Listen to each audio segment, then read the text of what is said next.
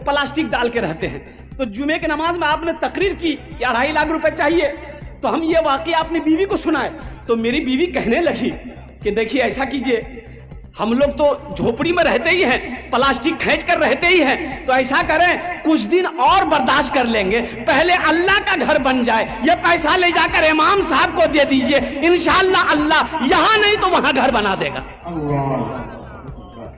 मुसलमानों, इमाम साहब की आंखों से आंसू जारी हो गया और मोहल्ले वाले खड़े हुए, बड़े बड़े पैसे वाले जमींदार करोड़पति लोग थे, बोले तो शर्म की बात है, चंदा किया, आपस में चंदा किया, तुम कितना दोगे, बोला 25,000, आप कितना दोगे 50,000, वो कितना देगा 10,000, चंदा हुआ 5 लाख रुपए, चंदा हुआ 5 लाख रुपए, चंदा हुआ। चंदा को इमाम साहब ने अपने पास रखा, उनसे पूछा कि भाई ऐसा करो, तुम्हारे पास कितना, बोला हजरत 2.5 लाख, बोला ले आओ, 2.5 लाख रुपए तुम मस्जिद में देना चाहते हो, बोला हजरत यही नियत करके आए, कबूल कर लिया, बोला ठीक है तुम्हारे पैसे को मैंने कबूल कर लिया। अब ये 5 लाख रुपए जो है इमाम साहब ने उसके हाथों में दिया कि ये पैसा को तुम कबूल कर लो, अपना घर बना लो। है वो गरीब की आंखों से आंसू जारी हो गया।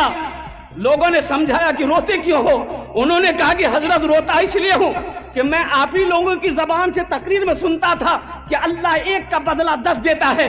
हजरत सुनता था, आज नजरों से देखा कि मैंने 2.5 लाख अल्लाह के रास्ते में खर्च किया, अल्लाह ने साथ ही साथ 5 लाख रुपए अता फरमाए, 5 लाख अता फरमाया।